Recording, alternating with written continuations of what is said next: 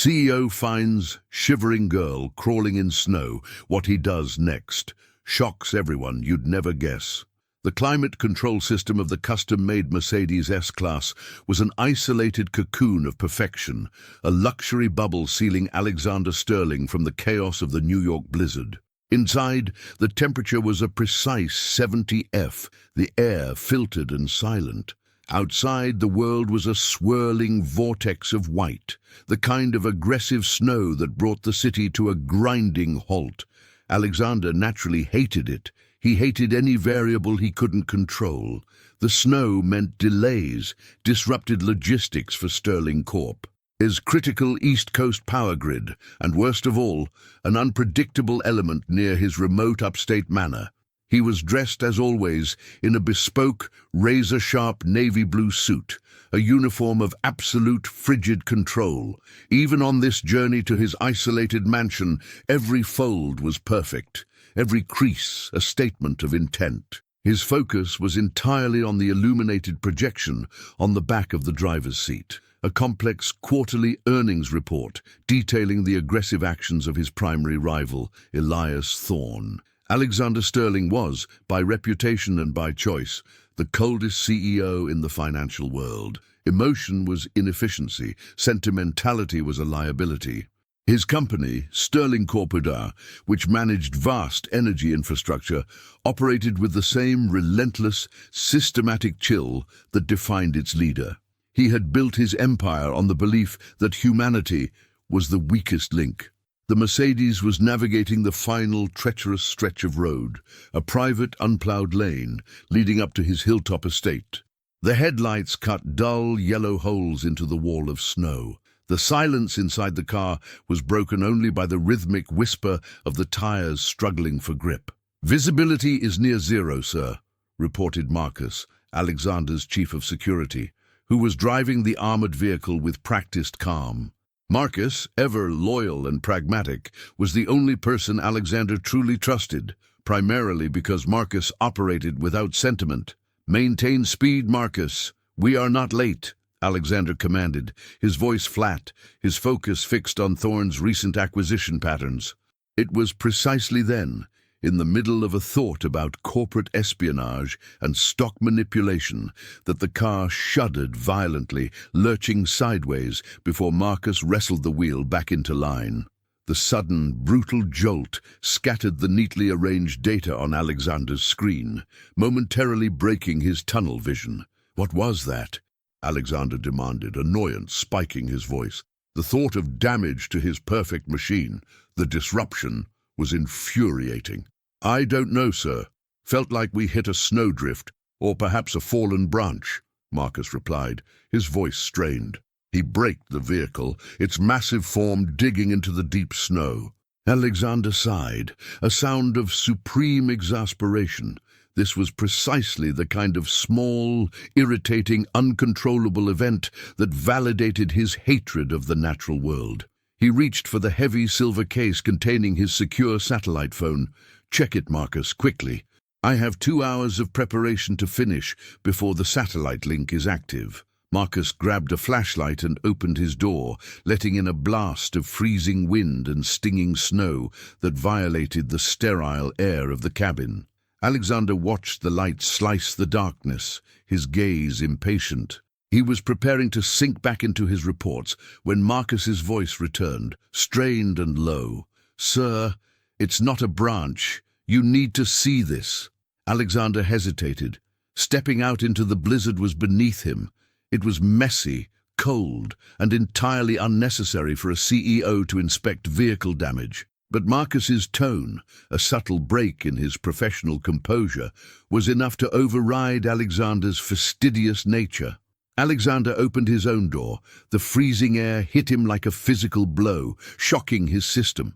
He stepped out, his Italian leather shoes sinking into the frozen slush. He pulled his navy blue suit jacket tighter around him, utterly disgusted by the feel of the wet snowflakes clinging to the fine wool. Marcus was kneeling a few feet ahead of the vehicle's bumper, his flashlight beam centered not on a piece of debris, but on something small, thin, and almost entirely covered by a fresh layer of snow. It was crawling, Alexander stared. His corporate training and analytical mind provided no immediate category for the object. It was small, it was weak, it was moving, it was human. He moved closer, his mind struggling to process the impossible sight. It was a little girl, no older than 8, desperately trying to pull herself forward through the deep snow. She was bundled in clothes that were soaked and inadequate, and her movements were slow, jerky, and pathetic. Her face, when she lifted it briefly to the light, was blue with cold, etched with a raw, primal terror that was completely alien to Alexander's controlled world. She was clearly shivering violently, but she was not crying. She was just crawling. This was not a variable on a spreadsheet.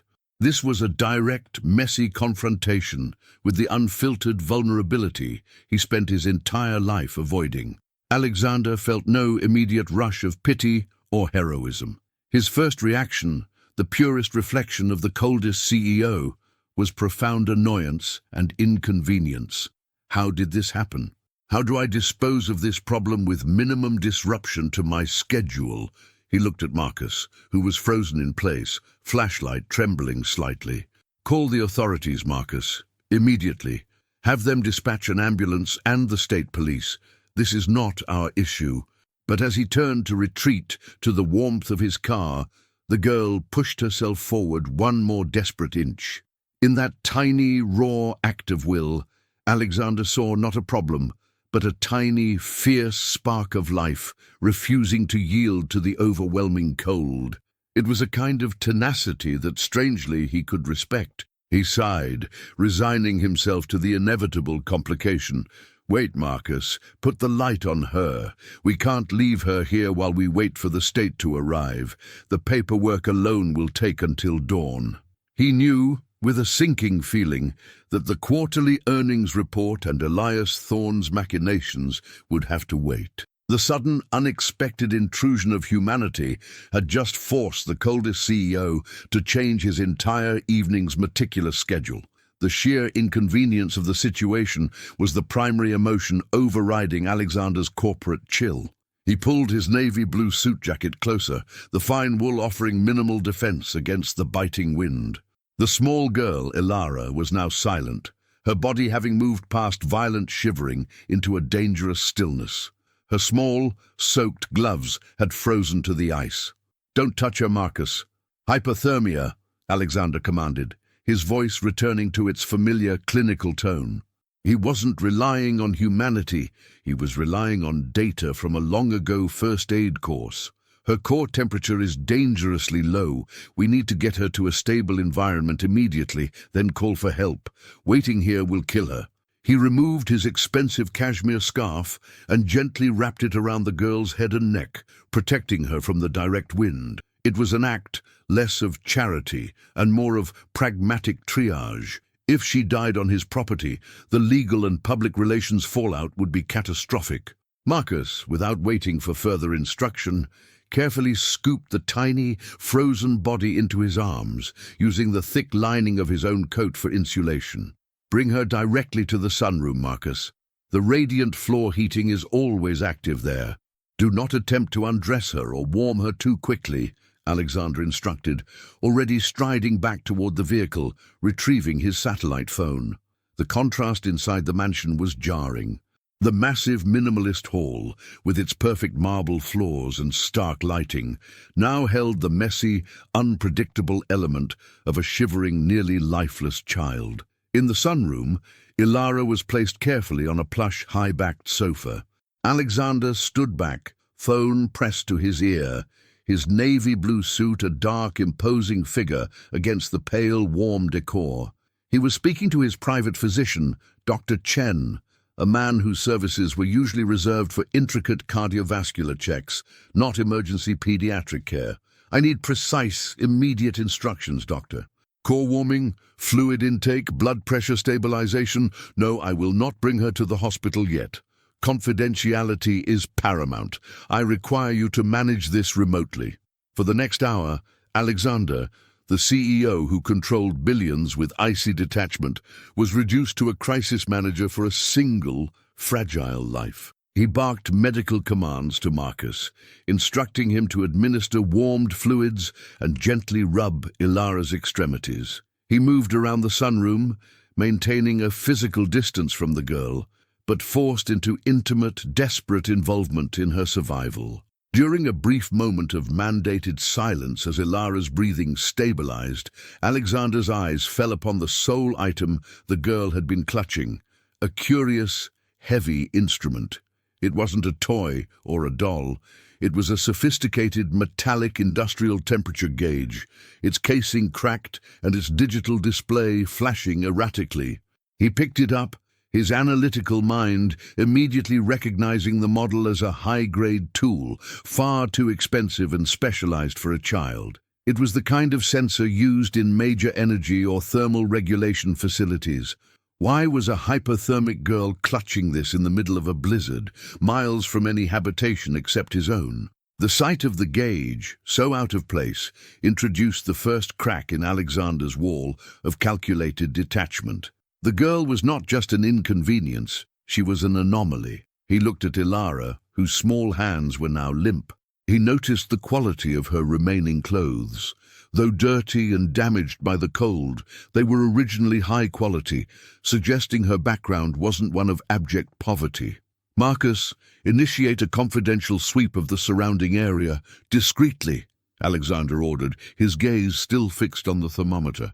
"Find out who she is and where she came from. No police, no public record. Use the corporate assets, but keep it off the books. I want an answer before sunrise." The CEO's decision was purely self-interested. The girl represented an unquantified risk.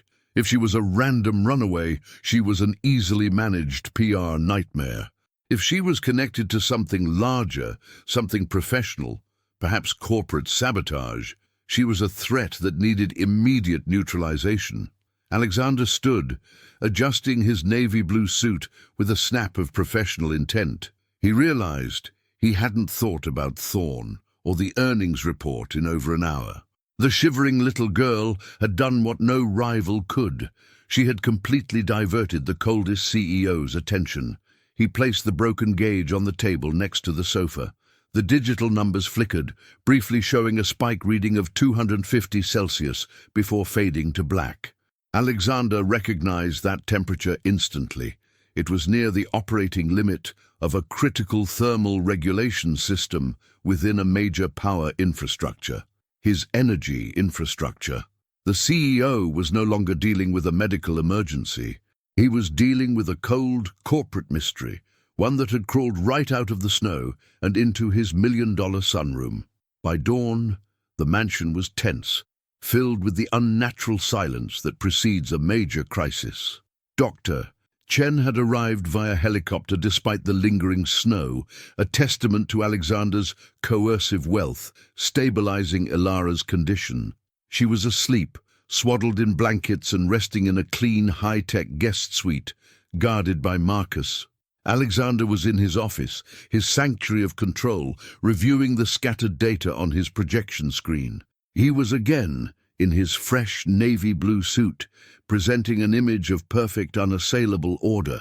However, his focus remained stubbornly split between the quarterly report and the silent enigma sleeping 3 floors below. Marcus's initial sweep had yielded nothing. No nearby cars, no footprints leading away from the road, no missing persons reports fitting Ilara's description. It was as if she had materialized from the snow itself. Alexander tapped the screen, bringing up the schematics for Sterling Corp. His largest local energy hub, Substation C. He zoomed in on the thermal regulation system. He cross-referenced the technical specifications with the reading he'd seen on Ilara's broken gauge, 250 C. That reading was not random. It was the critical failure threshold, the exact temperature at which the substation's cooling pipes would burst, triggering a massive system-wide failure, potentially leading to a blackout and major industrial damage. Someone knew exactly what they were doing. The thought of sabotage immediately ignited Alexander's competitive instincts. His mind leaped to Elias Thorn, The rivalry was always vicious, but an attack on infrastructure was a declaration of war, not just a hostile takeover attempt. Later that morning, Alexander, against all his natural inclinations, went to the guest suite. He found Ilara awake, sitting up amidst the pillows, looking small and lost. The stark blue of her eyes, a striking, intelligent shade, met his. She still looked terrified, but the primal fear had been replaced by a focused wariness. He sat in a modern, uncomfortable armchair near the door, maintaining professional distance. His approach was calculated, bypass the emotional and go directly to the data. "Ilara," he began, his voice neither kind nor harsh, merely factual. "My name is Alexander Sterling. You were found alone in the snow. I need to know your name, where your parents are, and why you had this." He held up the broken temperature gauge. Ilara's gaze didn't leave his navy blue suit. She said nothing. She didn't cry. She just stared at him with that unnerving stillness. Alexander tried a different angle, playing on the only language he knew she might understand: technical detail. "That instrument," he continued, placing the gauge on the bedside table. "It's an M4 thermal sensor. It records critical data. Did someone send you with a message about that data?" Silence. Alexander was about to rise, ready to hand the problem back to Marcus, when Ilara finally moved. Her tiny hand reached out slowly, tentatively, and brushed the sleeve of his expensive suit. Her touch was light, but it was the first human contact Alexander had received outside of a strictly professional setting in years. The action, again, wasn't random.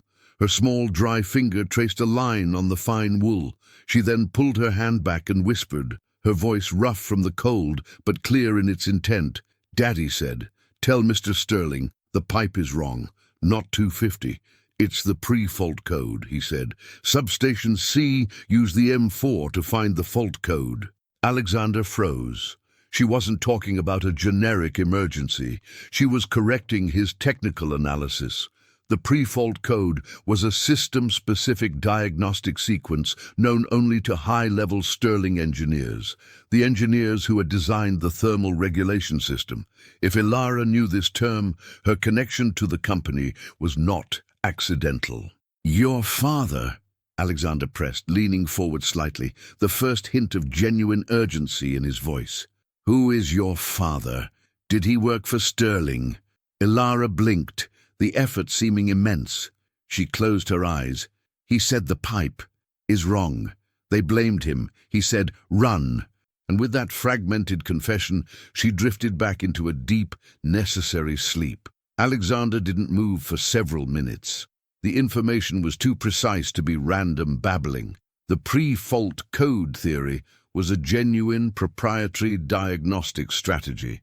A conspiracy was no longer possible, it was confirmed. Someone was actively sabotaging Substation C, and the man who should have detected it, her father, was either dead or forced into hiding. The CEO looked from the sleeping girl back to the technical schematics on his tablet.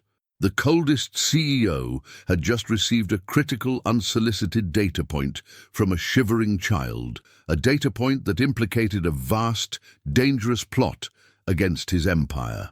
Alexander left the guest suite and returned to his office, the silence of the mansion amplifying the frantic calculation in his mind. Ilara's fragmented whispers, pre-fault code, and they blamed him, had ripped the fabric of his corporate reality.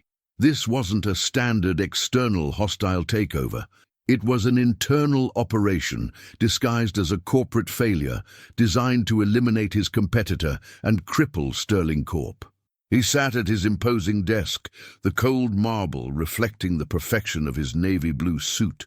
He was the coldest CEO, but his blood now ran hot with the thrill of discovery and the danger of betrayal. He summoned Marcus, his chief of security, whose loyalty had never been questioned, primarily because Marcus's focus was always on physical threats, not financial ones. "I need you to run a deep dive on all Sterling engineers who were dismissed 3 years ago, specifically those involved with Substation C's thermal regulation systems," Alexander instructed, his voice clipped and precise. Focus on any employee who made accusations of negligence or flawed system designs before their departure. While Marcus started the confidential search, Alexander turned his attention back to the M4 thermal sensor. He realized Ilara had been clutching it for a reason, not just as a prop. It was her proof. He brought the damaged sensor to his private lab, a highly secure room usually reserved for stress-testing company hardware, and began a meticulous dissection. The device's external shell was shattered, but the internal data chip was intact, protected by layers of hardened resin. Using a microscopic thermal reader, Alexander accessed the chip. It wasn't just a record of the last temperature reading. The chip contained a full log of every diagnostic test run on the Substation C system over the last 6 months. It was a dense, highly technical spreadsheet of data points, the kind of information that would instantly sink to the bottom of any corporate investigation deemed too complex for a standard audit. Alexander scanned the data, his highly trained analytical mind recognizing the pattern immediately. There were 6 distinct system diagnostic tests that showed a deliberate engineered flaw in the thermal pressure valve, a flaw designed to look like a spontaneous failure at the 250C critical limit. But the log showed a crucial, repeated failure code, code 77 alpha, the pre-fault code. Ilara's father hadn't just known about the failure, he had logged it repeatedly. He then pulled up the company's internal HR dismissal records. The cross-reference was instant. Daniel Albright, a former lead engineer for Substation C, fired exactly 3 years ago for insubordination and failure to comply with safety modifications. Albright had publicly argued that the system's new modification, the very one Thorne's group had pushed through the board, was fatally flawed. Albright was Ilara's father. The narrative snapped into terrifying focus. Albright was fired, framed for incompetence, and now Thorne was using Albright's very design flaws to destroy Sterling Corp. and make the sabotage look like a failure Albright predicted. Ilara was not just a lost girl. She was the last living piece of evidence that proved her father's innocence and Thorne's conspiracy. The realization brought a different kind of coldness to Alexander, the chilling certainty of being played. Thorne hadn't targeted Alexander personally. He had targeted the core integrity of the company infrastructure. Alexander looked up, seeing his reflection in the dark screen, the cold, powerful man in the navy blue suit. He was supposed to be the coldest CEO, yet he had missed the warning signs for 3 years, blinded by his own focus on financial metrics. He knew he couldn't involve the police. Thorne had connections everywhere, and the legal system would take weeks to unravel the technical data. Substation C was scheduled for a final, catastrophic system test in less than 48 hours, a test Thorne planned to use as the cover for the explosion. He had to move the girl to his secure vault and act immediately. But first, he had to gain her complete trust, not as a CEO, but as an ally. Alexander's next actions were swift and ruthless, leveraging the full, covert power of Sterling Corp. He ordered Marcus to move Ilara to his underground secure bunker, hidden beneath the manor. He informed his staff that he was suffering from a debilitating migraine and was not to be disturbed, the perfect cover for a cold CEO who valued solitude. In the secure bunker, Alexander set up a temporary crisis center. He brought Ilara down, now warm and wearing clean clothes, still clutching the blanket. He sat across from her, not in his power suit, but in a simple, pressed shirt, though the navy blue suit jacket was draped over his chair, a symbol of his authority. "Your father's name is Daniel Albright," Alexander stated, his tone factual. "He was a good engineer. They fired him because he knew the truth about the substation C flaw. They blamed him to hide their sabotage." Ilara's eyes, those intelligent blue pools, widened. The simple, direct statement of truth did what hours of gentle questioning could not. It broke her silence. "Daddy told me. He said they would find the code on the chip." Ilara whispered, finally shedding the professional silence and speaking with the emotional openness of a child. They were going to blow up the cooling systems, and everyone would think it was Daddy's fault for being bad. She revealed that for the past year, her parents had been living underground, tracking Thorne's movements. They had been trying to find a high-level official, anyone, who would listen to their evidence. They had tried to meet Alexander several times at his city office, but his layers of cold bureaucracy were impenetrable. The snow was bad, Ilara continued, tears finally welling in her eyes. Mommy said I had to run fast when the car broke down and bring the chip to Mr. Sterling. She said he was the only one who could stop the ice. The ice was not the snow. It was the metaphorical coldness of the corporate world that was about to destroy his life's work. Ilara's parents, knowing they were cornered by Thorne's agents, had made the ultimate sacrifice. They had split up and deliberately crashed their vehicle near Alexander's remote property, hoping Ilara could survive the few miles in the snow with the evidence. Alexander felt a profound shift. The girl wasn't an inconvenience, she was a deliverance. Her parents, framed and hunted, had risked their child's life on the cold hope that the coldest CEO would have enough logic left to follow the data. The sabotage, Alexander pressed, now looking at her not as a problem, but as an expert witness. Does your father have a final schedule? When is the critical moment? Ilara struggled to remember, clutching her blanket. The red light check. Daddy said they always run the red light check right before the system goes critical. He said it happens after the second shift change. Alexander checked the Sterling Corp. Substation C schedule.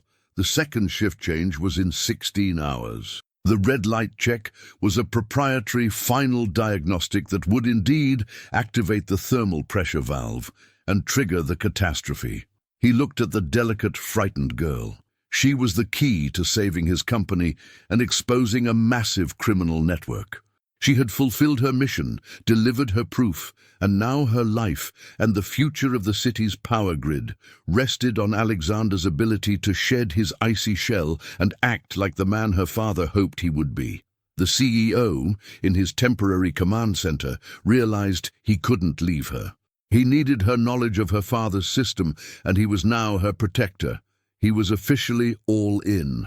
The clock was counting down to the second shift change, 16 hours left. Alexander knew he couldn't rely on his corporate management structure. The conspiracy had to run deep if Thorne had managed to frame Albright so effectively.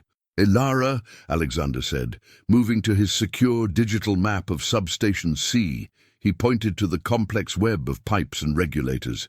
We need to find out where your father's last emergency repair took place. That is where Thorne's men likely planted the detonator or the final fault controller. Ilara, despite her exhaustion, possessed a surprising recall for technical details, clearly inherited from her father. Alexander sat next to her, transforming the remote bunker into an operations room. He was now working side by side with an 8-year-old, the image of the cold, solitary CEO completely shattered. Daddy called this pipe the L-bend bypass. It's where the old system meets the new, Ilara explained, pointing directly to a specific nondescript section on the schematics. He spent a whole week fixing a crack there, but he said they made him use the wrong material. He had to hide something to prove it. The L-bend bypass, the perfect place for a sabotage element, far from the main control panel. Alexander realized that his navy blue suit and boardroom strategy were useless here. He needed to go to Substation C himself. He couldn't trust his on-site manager, who would likely be Thorne's accomplice. He had to physically enter the plant, navigate the labyrinthine pipes, and find whatever proof or device Albright had hidden. "Marcus," Alexander commanded over the encrypted internal line, "prepare the armored Suburban. Load the thermal imaging equipment and the portable cutting gear. I am going to Substation C. This is a covert operation. No one, absolutely no one, is to know I have left the manor." Marcus arrived, his face etched with concern. "Sir, with respect, Substation C is a hazardous environment. You haven't set foot in a plant in 10 years. This is a job for the engineers." The engineers are compromised, Marcus, Alexander countered, his gaze hard. And the man who designed the floor is not here. I will rely on the engineer who is. He nodded towards Ilara. He stripped off his navy blue suit jacket, a symbolic disarming of the CEO persona. Beneath it, his shirt was crisp, but now he pulled on a heavy military-grade utility vest Marcus provided, replacing the clean lines of fine wool with rough practical gear. It felt foreign and heavy, but necessary. Ilara saw the change and spoke with chilling clarity. Daddy said the men wear dark uniforms and they use the old service tunnels. They will be there soon. Alexander looked at the fragile girl and made a promise that went against every principle of the coldest CEO. We will save your father's name, Ilara. We will stop the sabotage, and you will be safe. The unlikely alliance was complete. The most powerful CEO in the city was about to shed his boardroom skin and dive into the darkness, guided by the memory of an 8-year-old girl. Total characters, 4,879. Paso 2, Chapter 7. The L-Bend Bypass. The substation C facility was a massive, desolate complex of metal and humming energy, miles outside the city, hidden in a valley still blanketed by snow. It was a place Alexander Sterling usually saw only as a line item on a balance sheet. Now, illuminated by the harsh glare of floodlights, it looked like a tomb of steel. Alexander, now wearing the utility vest and heavy boots, felt out of place. He was used to commanding from polished mahogany. Here, the air tasted of ozone and cold metal. He still wore the expensive trousers of his navy blue suit, a bizarre compromise between the battlefield and the boardroom. Marcus secured the perimeter, utilizing the thermal cameras Ilara's father had used. The readings showed 3 distinct thermal signatures moving inside the maintenance tunnels. Thorne's men. The utility access panel, sir. That's the fastest way to the L-Bend bypass, Marcus reported, pointing to a nondescript steel door. But those tunnels are complex. We need Ilara's help. Alexander, using a secure, miniaturized radio setup, communicated with Ilara, who was safe in the armored Suburban, watching the live schematic feed on a small tablet. Ilara, we are entering the maintenance tunnel. Guide us to the L-Bend bypass, Alexander instructed, his voice steady. Ilara's voice crackled over the radio, surprisingly calm. Go right, Mr. Sterling. The pipe painted yellow. Daddy said that's the only one that doesn't leak. It will take you to the sub-level. They moved quickly through the cramped, echoing tunnels. The atmosphere grew warmer, and the pipes began to hiss. They were getting closer to the thermal core. After 10 minutes of maneuvering through the metallic maze, they reached a junction. 3 yellow pipes twisted in different directions. Ilara, 3 yellow pipes. Which one? Alexander demanded, wiping sweat from his brow. A tense silence followed. Then Ilara's small voice returned, slightly panicked. Wait, wait, Daddy said. The pipe that sings. The one that vibrates a low A-flat. That's the main feed. Alexander placed his gloved hand on the pipes. 2 were silent. The third vibrated with a deep, almost musical hum, the sound of massive energy flowing beneath them. The sound was too faint for a regular ear to pick up, but Ilara's father had trained her. The singing pipe, Marcus, Alexander confirmed. They followed the correct pipe until they reached a junction of valves and gauges, the air here heavy with heat. They had found the L-Bend bypass. The bypass was a complex section of thick steel tubing. Alexander inspected the main pressure valve. It looked normal, but he knew from the data chip that it was flawed. Ilara, your father hid something here, something that proves the fault, Alexander whispered into the radio, scanning the joints. Yes, he said he put it in the only place that always smelled of metal and dust, Ilara replied, her memory sharp. It's near the bolt that never quite fit. Alexander ran his hand over the massive flange. Sure enough, one bolt looked slightly newer, but the area around it was coated in a thin layer of metallic dust, not thermal paint. He used a special wrench Marcus had brought. The bolt came loose easily. Behind the plate, Alexander found not a recording device, but a small, tightly rolled thermal-proof document. He unrolled it under the harsh utility light. It was a handwritten, dated and signed declaration by Daniel Albright. The new valve material is rated for 200 degrees C, not 250 degrees C. Deliberate underrating to guarantee system failure under stress. I refuse to authorize this modification. It was irrefutable proof of Thorne's deliberate sabotage. But as Alexander secured the document, Marcus hissed a warning. "Sir, we have company. 3 contacts. They know we're here." The moment of proof had arrived, but so had the danger. Thorne's men were closing in fast. Alexander, with the evidence clutched in his hand, realized the true cost of their discovery. "Ilara, they're coming. We need a distraction." Alexander spoke rapidly into the radio. "Your father knew these tunnels better than anyone. Is there a back exit, a place where the air changes?" Ilara was panicking now, hearing the muffled boots of the approaching men over the comms. "Yes, the old ventilator shaft. Daddy said it was sealed, but the bolts are loose. It goes to the roof access. Marcus, we need to buy time. Engage them in the main junction. Use non-lethal force. Do not compromise the structural integrity of the facility," Alexander commanded, his mind already shifting into high-speed tactical mode. He, the CEO, was now ordering a firefight. Marcus, a loyal soldier, didn't hesitate. "Understood, sir. Cover me." Marcus moved to intercept the men in the junction, his training immediately kicking in. Alexander scrambled to the ventilator shaft Ilara had described.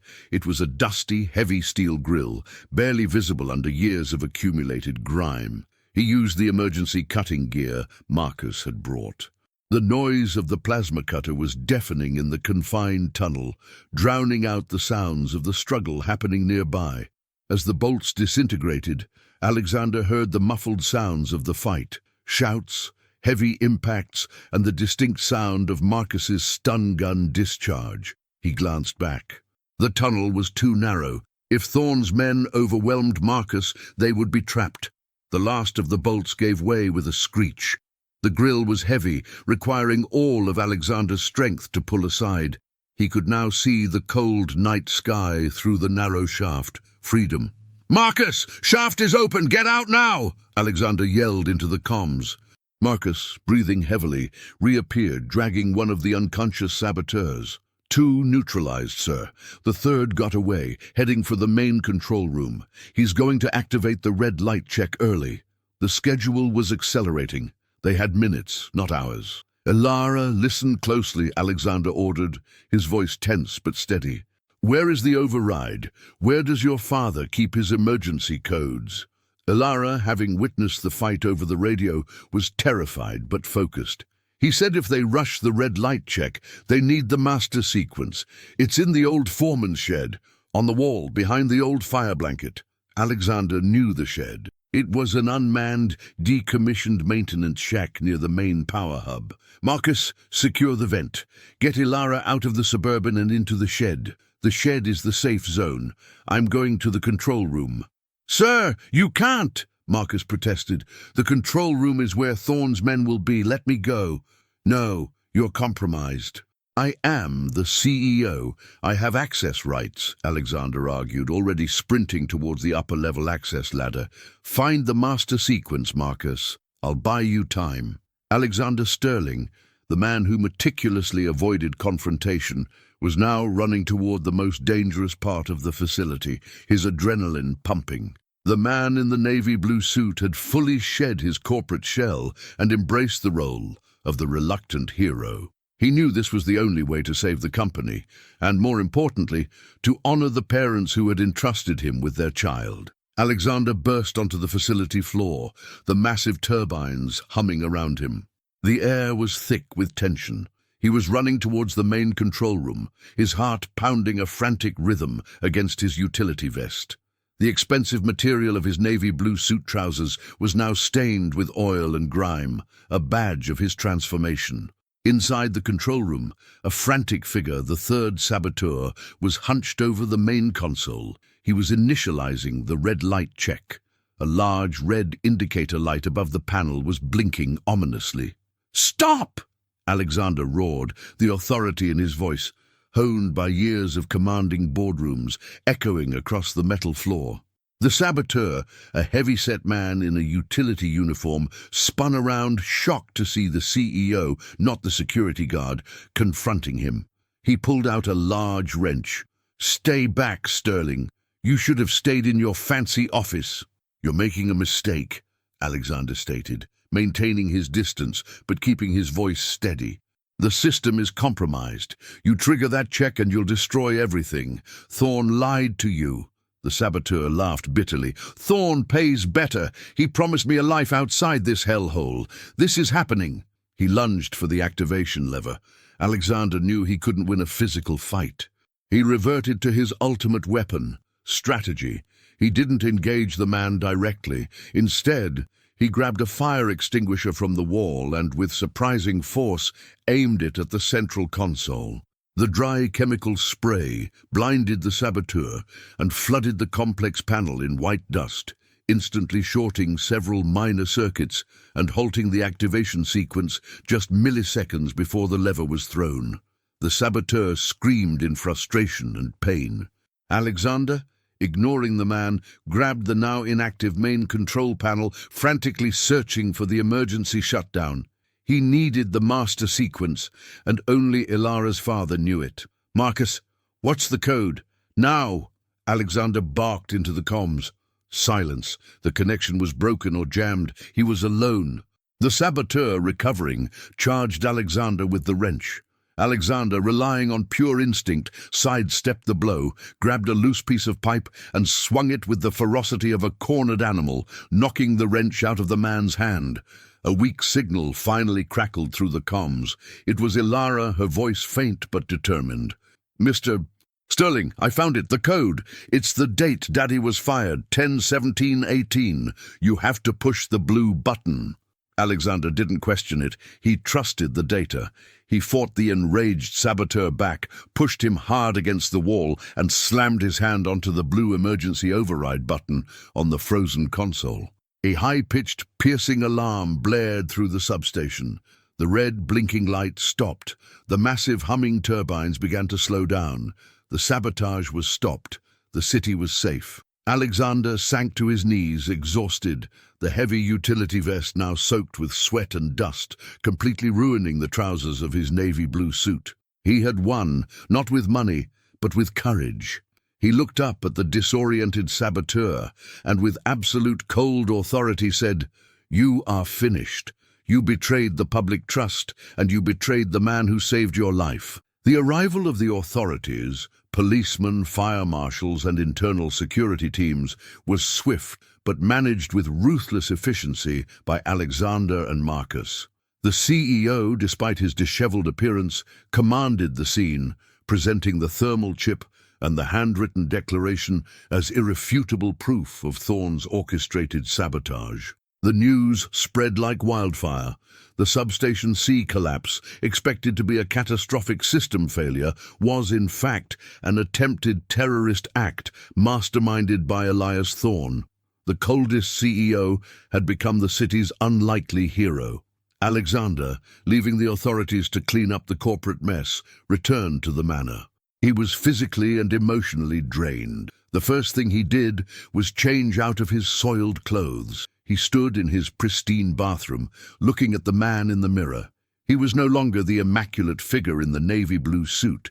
He was a scarred, tired veteran of a messy, physical war. When he finally returned to the secure bunker, Ilara was there with Marcus, wrapped in blankets, safe. "We did it, Ilara," Alexander said, his voice husky. "Your father's name is cleared. Thorne is finished." Ilara looked at him, not with the fear she had first shown, but with immense relief and gratitude.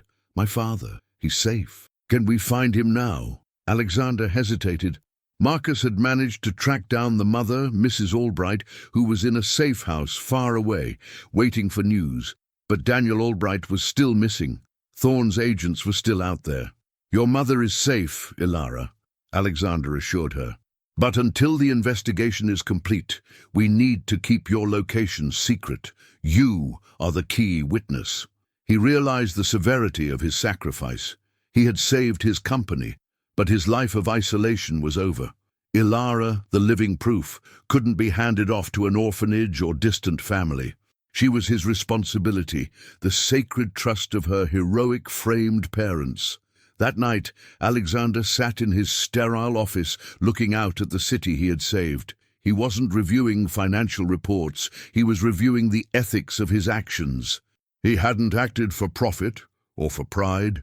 He had acted out of a duty to justice and a strange, powerful connection to a little girl's determination. He knew that the world expected him to return to his cold, corporate routine, but the experience had fundamentally changed him. He couldn't be the coldest CEO anymore. He had felt the warmth of human connection, the necessity of trust, and the profound weight of protecting the innocent. He called his legal team. "We are setting up a private trust.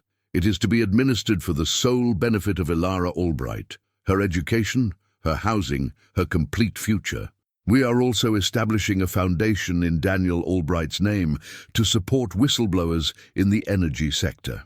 Alexander Sterling, the man who had despised emotional variables, was now using his fortune to fund human kindness and justice. He looked at his perfectly pressed navy blue suit hanging on the door.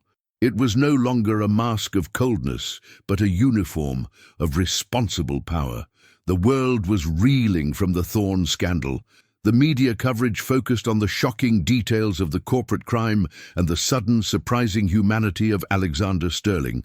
The narrative was powerful. The ruthless CEO saved the city from the depths of corporate espionage. Alexander used the media storm to his advantage, not by basking in the glory, but by pushing the story of Daniel Albright's innocence. He hosted a press conference, standing at a pristine podium, once again immaculate in a fresh navy blue suit, but with a noticeable difference in his demeanor, a quiet confidence tempered by gravity. "Mr. Daniel Albright was not a saboteur," Alexander announced, his voice clear and resonant. "He was a hero. He was a whistleblower who was framed and hunted because he chose integrity over silence.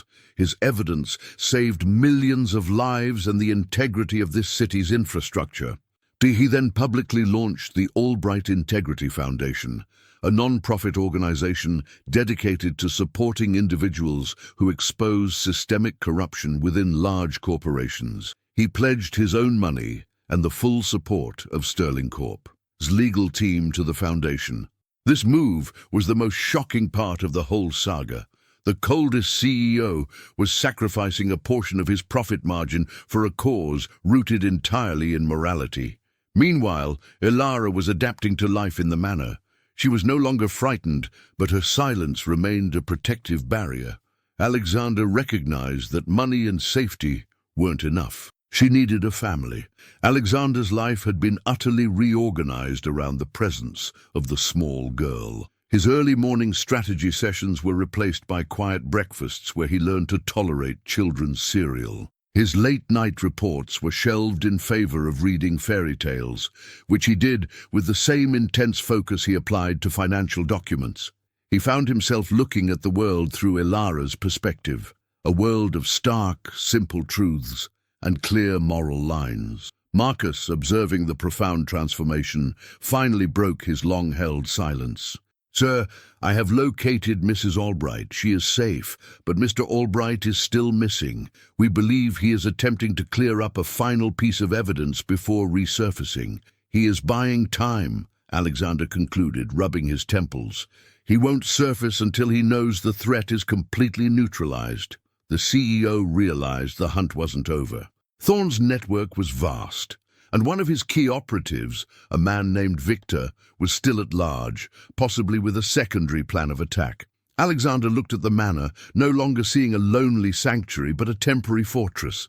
He knew his public show of justice was a target. He had to prepare for the final confrontation that would bring Daniel Albright home and finally secure Ilara's future. The coldest CEO now had something to truly fight for. The Albright Integrity Foundation was operational, and the media had largely moved on from the story, satisfied with the narrative of corporate redemption. Alexander, however, knew the true war was still simmering. He continued his routine of balancing CEO duties with his new role as Ilara's temporary guardian. He treated Ilara not like a child, but like a vital, complex component of his life. One afternoon, while organizing Ilara's few remaining possessions, recovered from the abandoned car by Marcus, Alexander found a final message from Daniel Albright. It wasn't on a chip or a document. It was a small, hand-drawn map tucked inside a damaged children's book. The map was crude, but the labels were precise, a location near the old Sterling Corp. Research labs, a decommissioned, highly secure facility miles from Substation C.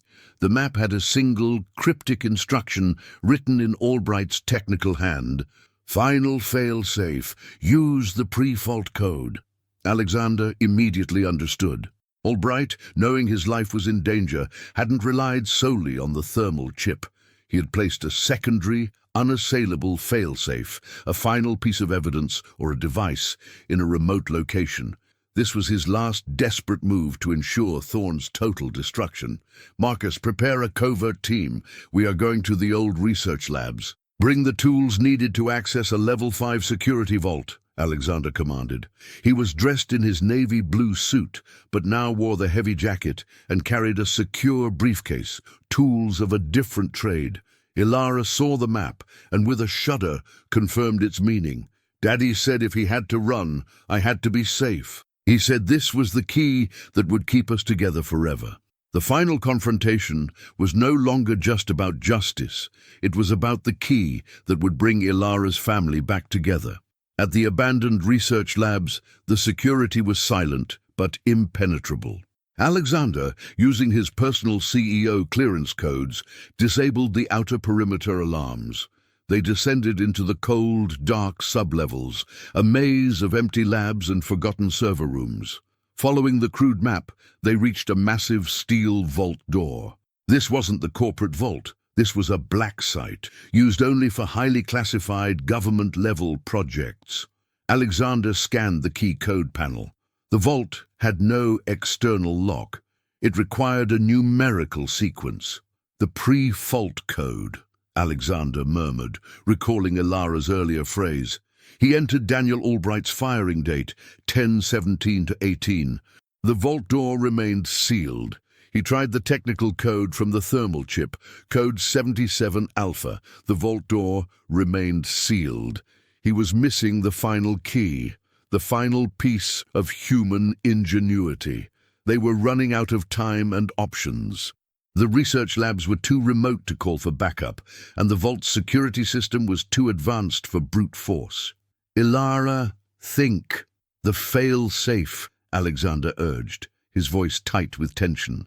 Your father knew you would be the only one to find this. What would he have used as the last number? Something personal. Ilara, sitting on the cold concrete floor, looked at the vault door, then at the man in the navy blue suit who was risking everything for her. She was tracing the numbers on her small, injured hand. Daddy's favorite number was 250, Ilara whispered. The temperature the system shouldn't reach. He always said, safety is always 250 degrees away. Alexander typed in the full sequence, combining the diagnostic code, the dismissal date, and the personal touch. 77 Alpha 101718 250. A high-pitched chime sounded, and the massive steel vault door hissed open. Inside, the vault was almost empty, save for a single, small briefcase resting on a pedestal. As Alexander stepped in, a blinding spotlight hit him, and a camera hidden in the ceiling activated. A cold, familiar voice echoed through the vault speakers. "Hello, Alexander. Welcome to your end." It was Victor, Thorne's primary operative, who was still at large. "Thorne knew you'd find the chip. He knew you'd find the location. This isn't a fail-safe for us, Alexander. It's a trap." Victor's voice was distorted but triumphant. "The briefcase contains a highly volatile explosive. It's rigged to this vault's internal timer. You have 3 minutes to input the correct disarm code, or the entire lab complex detonates."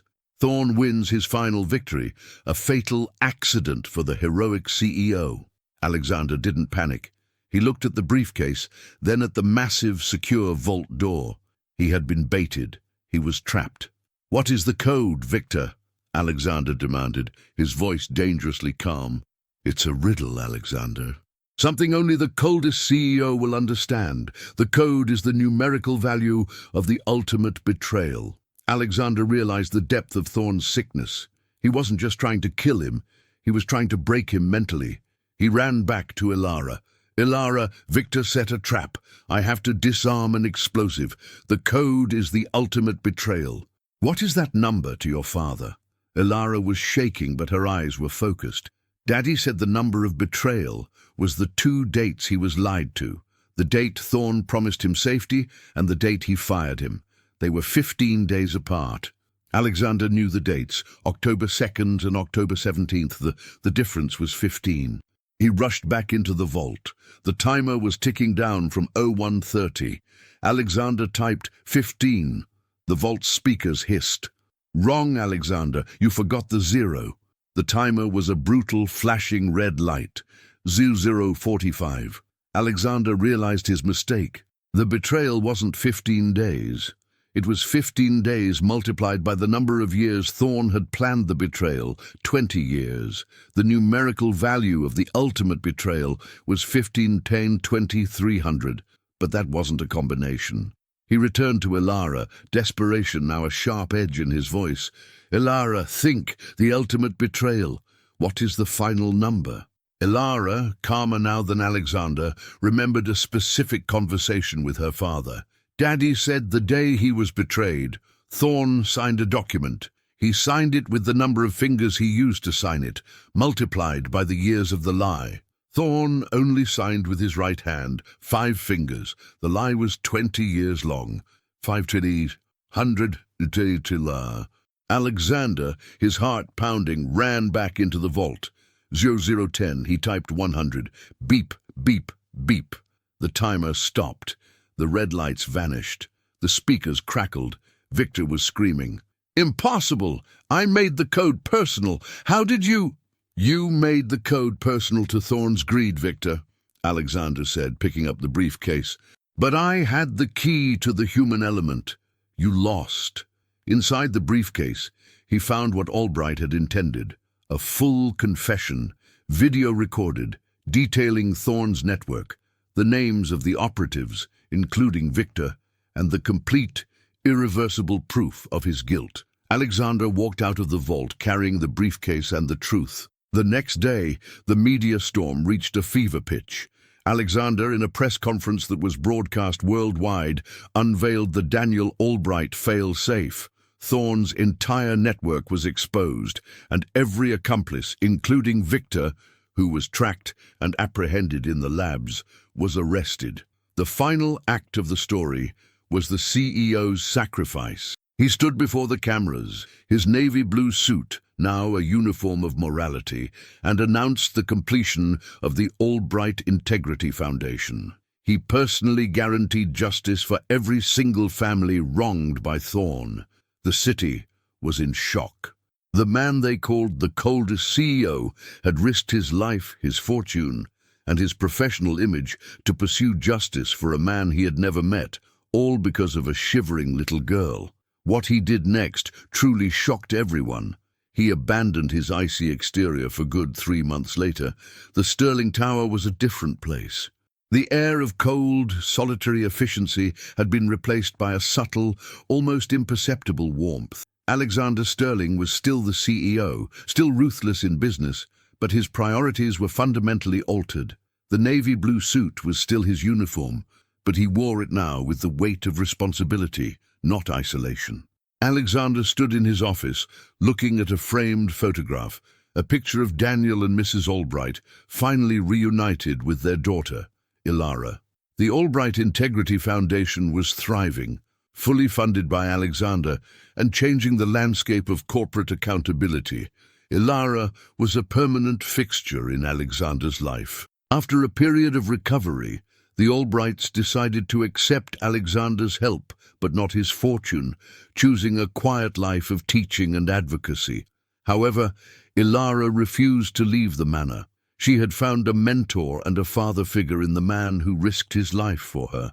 The ultimate end of the story was the legacy of Ilara.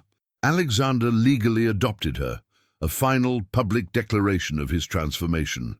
The coldest CEO now had a daughter. His early morning routine no longer involved reading balance sheets.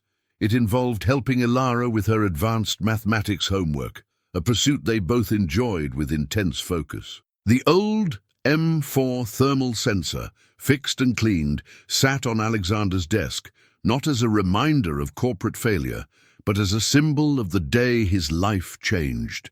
It was the only object on his desk that was not perfectly centered. Alexander looked at the sensor, then at his daughter, who was waiting for him in the helicopter pad.